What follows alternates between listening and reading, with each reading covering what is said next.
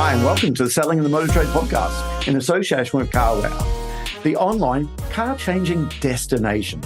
Together, we share tips and ideas on how to sell more cars, improve your service department, and generally put more profit into your department, dealership, or dealer group. I'm your host, Simon Bowkett, or some of you might already know me as Skippy. Firstly, I just want to say thank you for taking the time to listen to this podcast.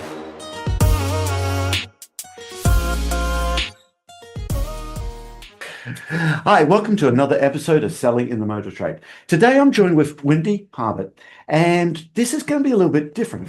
I come across Wendy when we actually interviewed someone else on the podcast, and we always like to ask about how did you improve your business? Have you had any development?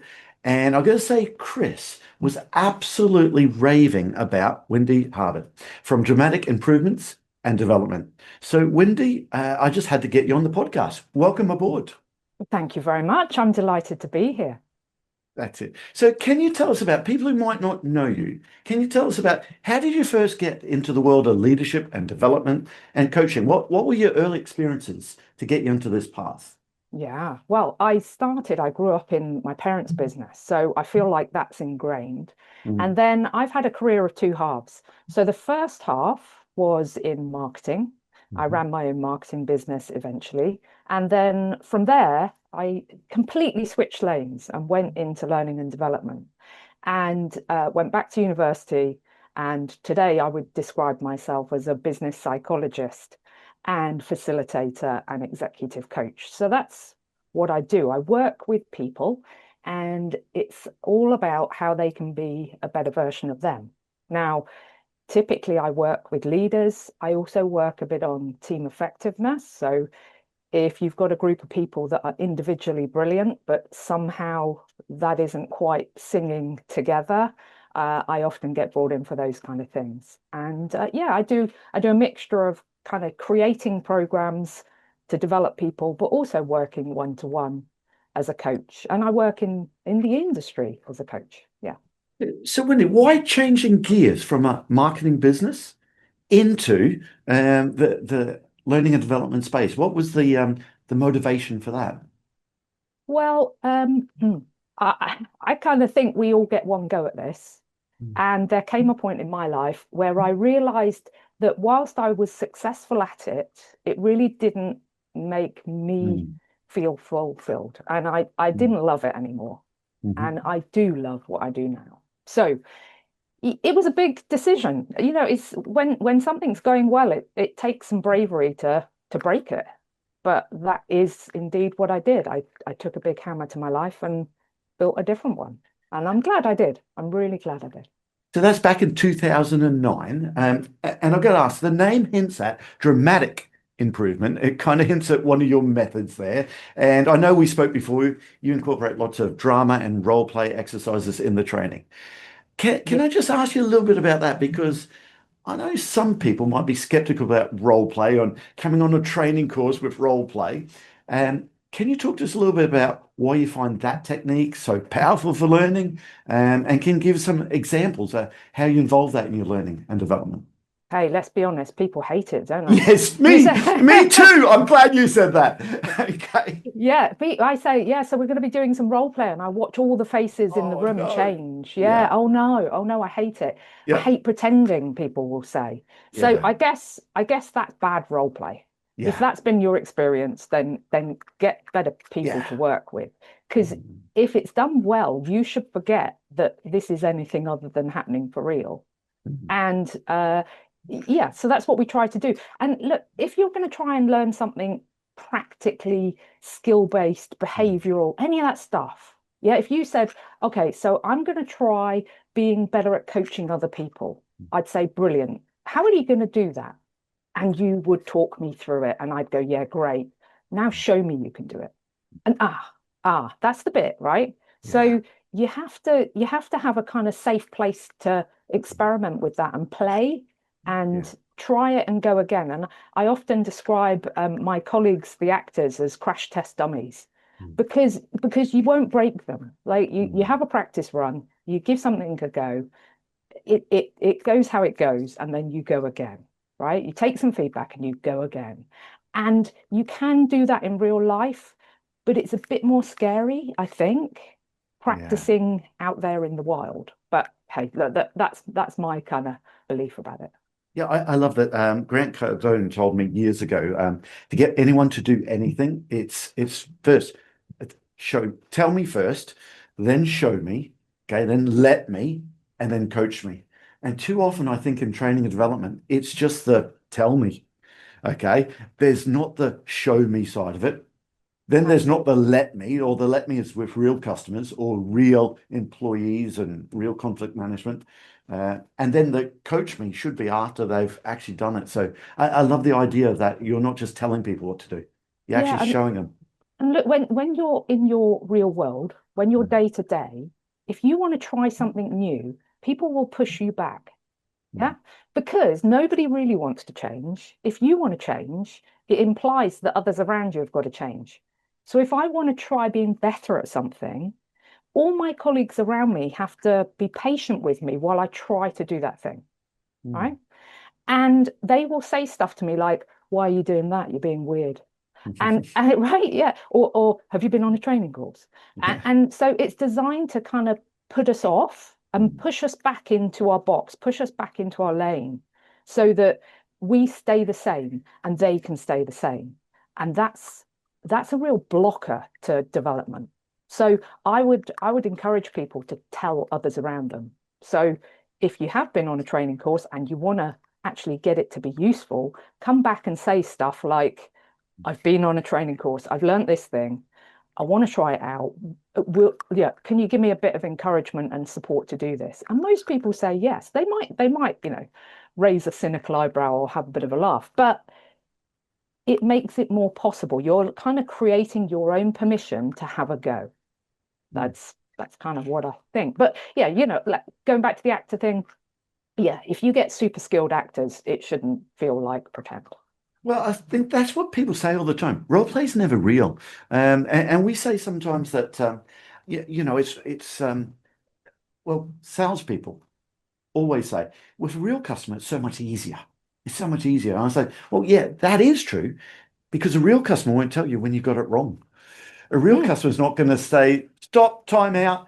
Actually, you shouldn't have said that, should you? Because I'm going to react this way. And that's why it never feels real sometimes, because, of course, we know when you haven't got it right. And, of course, your actor, the facilitator, will know when they haven't got it right.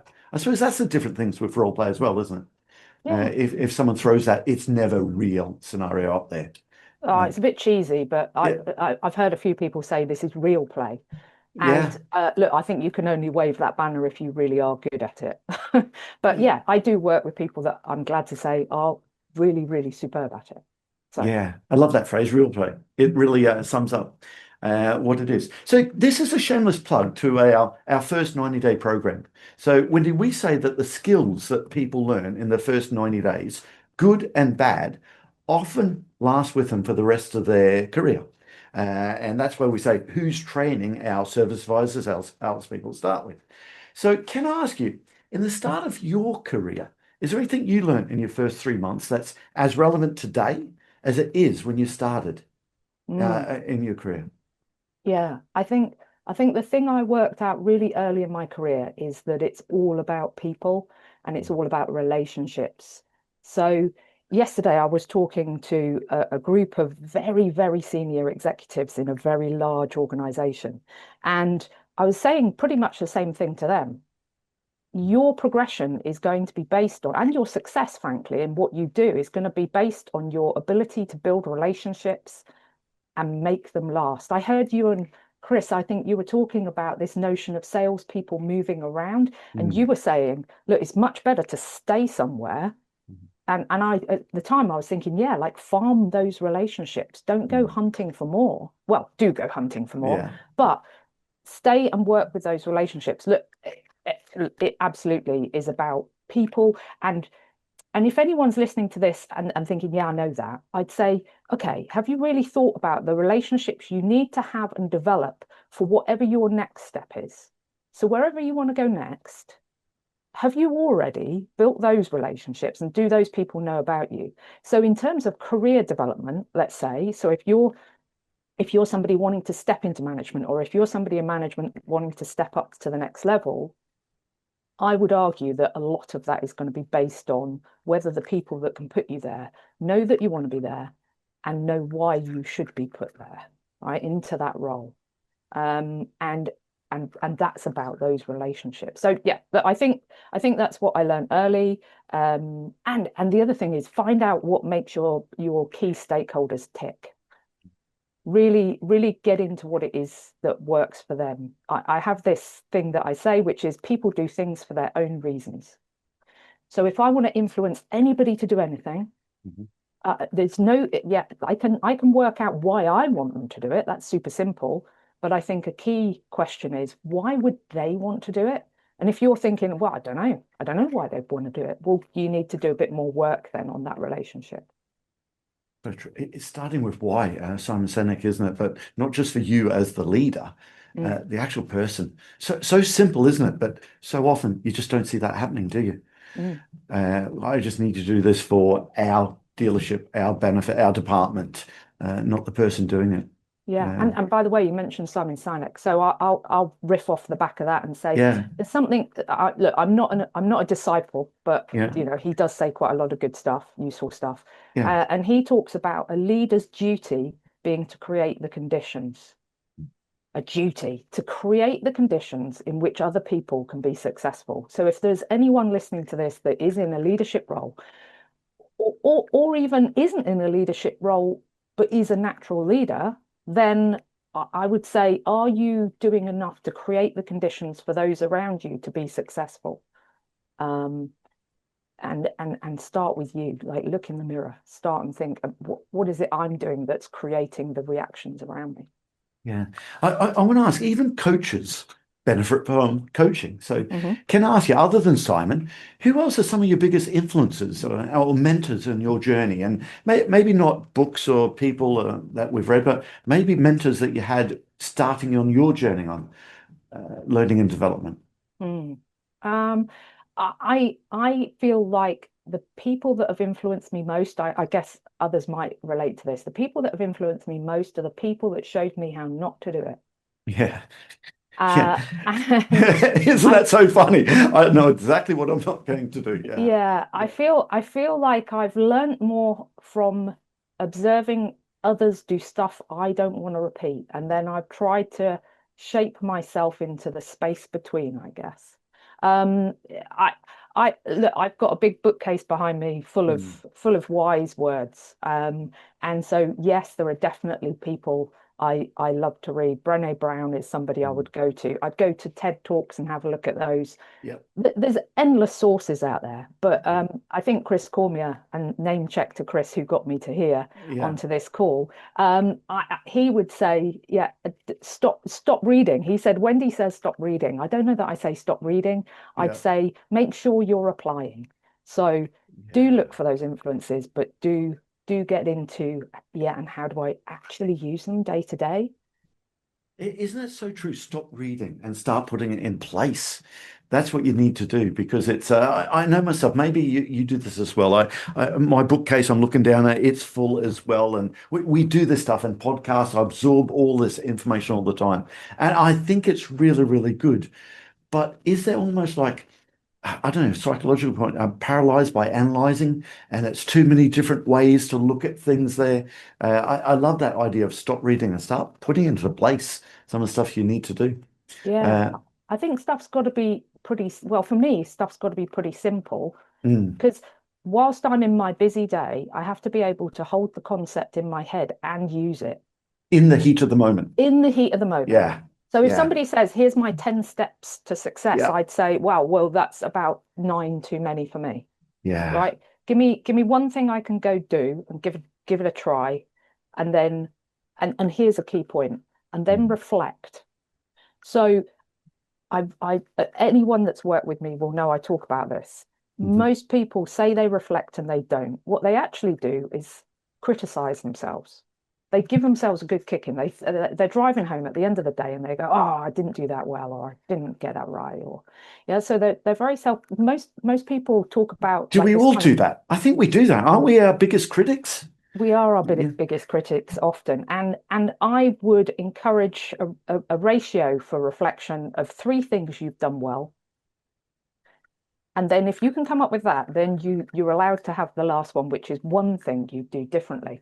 And that's not one thing you did badly. It's one thing you would do differently if when you next get the chance.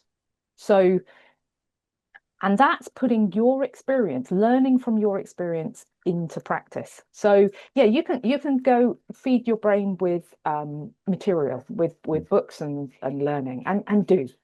I have. It's interesting. Um, but I would really say learn from yourself as much as anyone else. Can I just loop back then? Because that's also the bad managers that we've learnt from. So many times they'll listen to a sales call or on a service or dealing with an employee or interviewing someone, and the person doing the coaching will just say, well, you didn't do this, you haven't got that, you haven't got this, and everything they've done wrong, wrong, wrong all the time. And they don't realize, hold on, the person themselves has beaten themselves up. They don't need you to jump in there. And I want to get your views on a simple coaching framework. And if we're on the right track, we would talk to our trainers and coaches just to say, hey, listen, number one, Mr. and Mrs. Salesperson, service advisor, manager, how did you think that went? Number one. Okay. Yeah, So see if they have some awareness of what they did. Number two, say, okay, so if you had your time again, what would you do differently? yeah, Okay. And then, okay, so next time in that scenario, what are you going to do? Locks it in. And then we'd say, hey, do you mind if I tell you how I would have approached it? And I think it's important to ask permission, say, hey, listen, do you mind if I tell you how I would have done that? Now, everyone says yes, but they're now open to how they can improve that. Are we on the right path with that to get the best from coaching someone there? well, the first thing is I'm very glad that it's a set of questions rather than Mm. telling them, But it because doesn't normally happen, does it? It's no, tell, no. tell, tell. Yeah. Yeah. So look, we're trying to get them, we're trying to help them, we're trying to create the conditions in which they can get better at the thing. Yeah. Mm. So we have to ask questions that get them to figure that out. And then what they're going to do differently. I'm going to go back to your first question. How Mm. do you think that went? Now, Mm. I reckon that quite a fair few people will instantly jump to what went not so well. Yeah. So Again, you're, human nature. Yeah. yeah, well, then you're starting them off in this kind of Negative. negative space. Mm. So if I could change something, I'd change your first question to point out to me the things that you did well there. Like talk Love me it. through the bits you liked, the Yeah. bits you do again, Mm. because it's reinforcing, it's getting them to build up their own confidence and belief in the stuff they do well. And PS, we want them to repeat that stuff, right? We Yeah. don't want to just walk past that and take that stuff for granted. We want to get them to think about. So anyone listening right now, you can do this. You can do this for yourself. Like just check yourself. What have you done well today? Mm. What things do you think, yeah, I give myself a little credit for that. I give myself a pat on the back. Because you need to keep doing those things. That's arguably as important as being able to identify the thing to work on, right? Yeah. But people walk past that.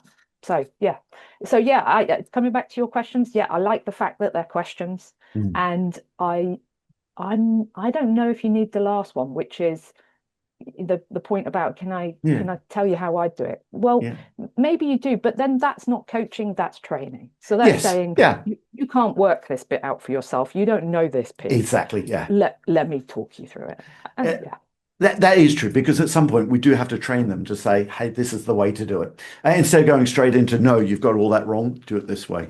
And I also love I can't remember who you'll tell me who it was, but I love the idea of the scenario of well, you've got a niece or a nephew that's 3 or 4 years old.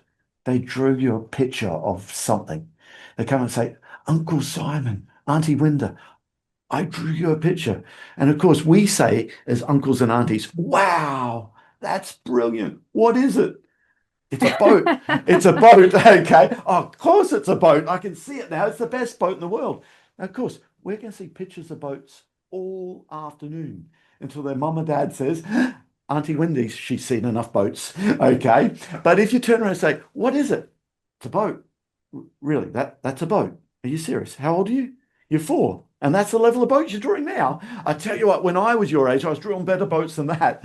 I mean, the difference between those two things and just praising that boat that, listen, it might not be the best boat in the world, but it's like, the, wow, that's really good. That's where they get them to do more and more. And I think lots of managers, they just go, this is wrong, that's wrong, this is wrong. So I love where you said three things right. And someone told me years ago, it's like the ta-das. Have a look at that. You've done really well. I love that approach there.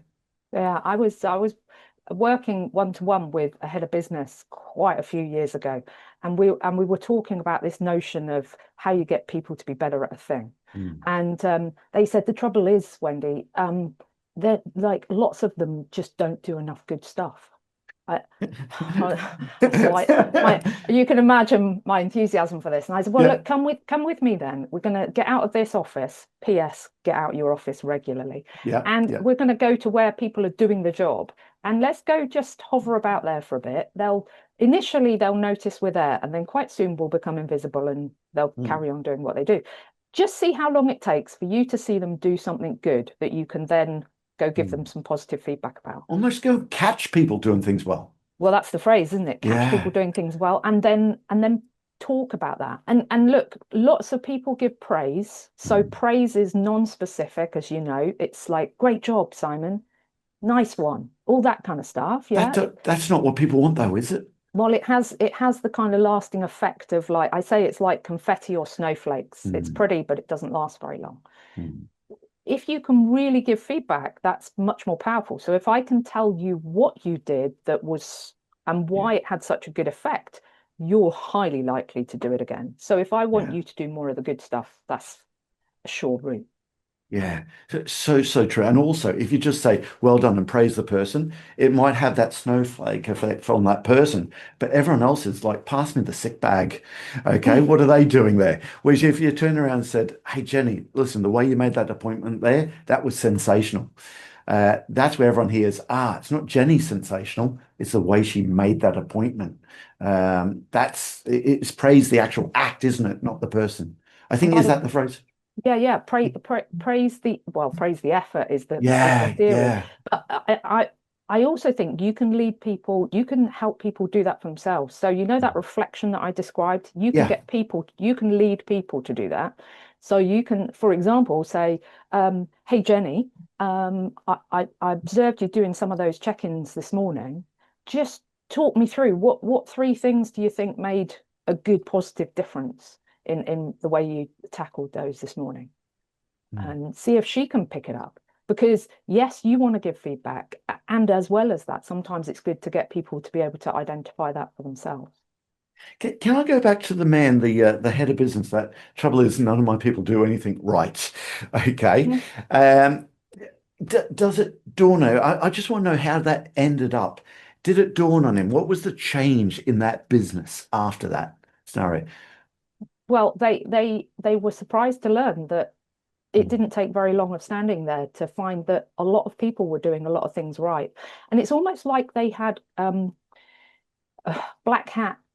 If you know Six Thinking Hats, I'm a fan of that. But they had this kind of these kind of dark lenses on their eyes where mm, they could only see the wrong stuff, mm. and it bothered them and it ate them. It really got under their skin. And I just took the glasses off and gave them some different lenses to look through. And it doesn't mean the world's all perfect. So if Mm. anyone's listening to this and thinking, yeah, but join me in the real world, trust me, I'm in it. Yeah. I'm just saying, make sure that you're fanning the positive flames as Mm. well as pointing to the bits that need to be different. So yeah, look, the lasting effect was that person I finally got into a good routine with feedback, and they then had the power to spread that culture across the business. Yeah. So yeah, look, I think it was a good outcome in the end, but it was an interesting process getting there. I want to get your views on.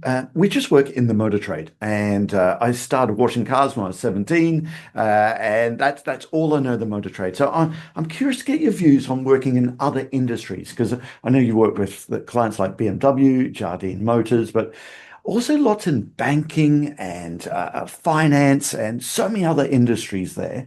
Are we different in the motor trade? Now, I know a lot of people say, oh, our industry is different. This is the airline industry. It's different to selling cars, different to banking. But what I mean by that is, it seems to me sometimes in the motor trade, the management style is leave them alone, zap, you got that wrong. Leave them alone, zap, you got this wrong. And in fact, sometimes I say to a manager, hey, are you good at your job? Invariably, they say, yes. But then I ask the hard question, how do you know? And all too often it's, well, it's been a while since I've been given a bollocking.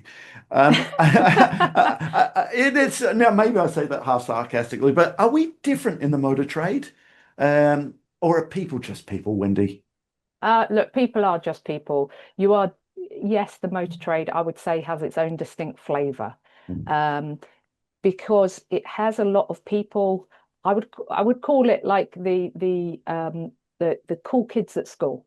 Like lots of people didn't necessarily do academically brilliant at school, Mhm. or brilliantly at school, but they then had enough about them. They had enough personal quality to be very successful. And those are a lot of the people I see in the industry. Mhm. And I'm so one of them. Yeah, I'm yeah, exactly that. Started kind of washing cars. Yeah, self-starters. Yeah, yeah. yeah. People that have just got a bit about them and they're ready to work hard and try hard and learn it by Mm, doing it. So mm, I have a lot of respect for the motor industry. And and yes, I think it does have some legacy culture.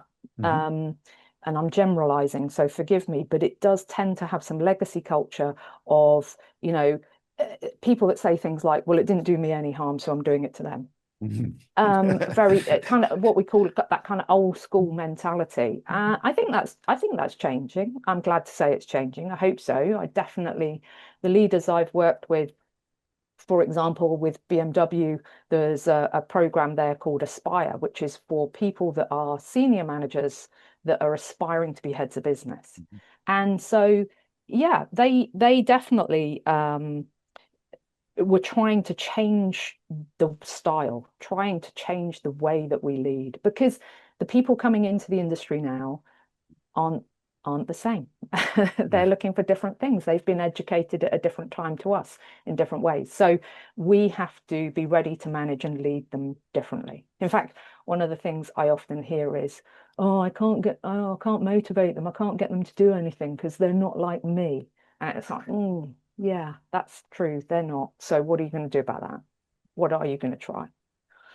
Yeah. People do things for their own reasons. What are their reasons for doing this thing? Might be different to yours. Yeah.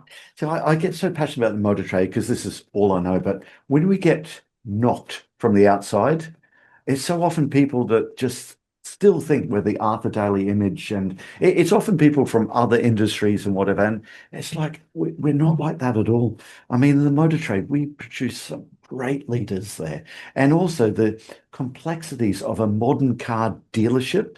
I mean, there's six businesses in one business. And some of those operators that you and I have worked with, they're just brilliant leaders there. And I get very passionate when we get still branded with that Arthur Daly image. I mean, that went out a long time ago.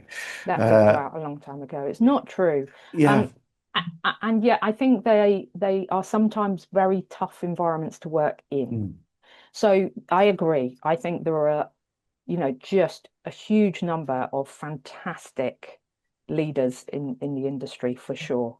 Lots of humility because that kind of growing up through the mm. ranks does create a kind of humility, and I think that's a great quality. Sometimes overdone, but usually a great quality. How do you mean But sometimes overdone on the humility? Um, oh, overdone on anything. So there's this idea, you may have heard it before. I don't know if anyone's talked about it on the podcast before, but this idea that our strengths, when overdone, become our problems. mm, Yeah. So if somebody's confident, that will be a great strength to have. But if they're overconfident, that's not so great, right? If mm. somebody's got humility, that's a very admirable quality. We like it. We're drawn to it as humans. We like that. But if I have too much humility, I become a bit of Yeah. a carpet, right? Yeah. So it's that how you keep something as a strength and you don't tip it over into an overdone strength. And again, this is something anyone listening could just check themselves on. What are your strengths?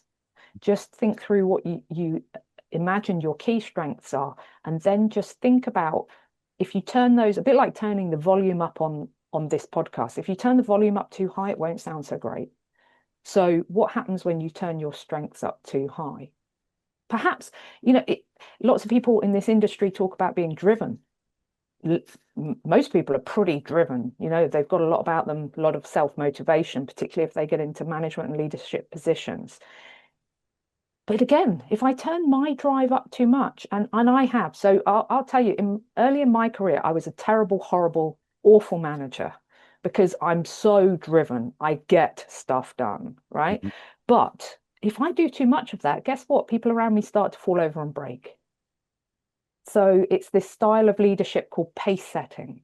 And I do think there's probably a bit too much pace setting going on in the commercial part of the automotive industry, because we promote people that are good at the thing. So who's the sales manager? They were probably the best sales exec at some point, right? So we promote them because they're best at the thing, the Yeah. task. And then we end up with managers that are impatient with those around them that are less good at the thing. Yeah. Yeah. So True. it's watching out that our strengths don't. So if I'm driven, great. If I'm too driven, not great. Yeah. So That just leaves me to say that all details of this episode and other episodes on the selling in the motor trade can be found on our website, symcotraining.co.uk. Go there to get a copy of our book, Words That Sell Cars. Go there to sign up to a free trial of our Sales Fitness online sales training program. Easiest way to get hold of me is Simon Bowkett through LinkedIn. Thank you.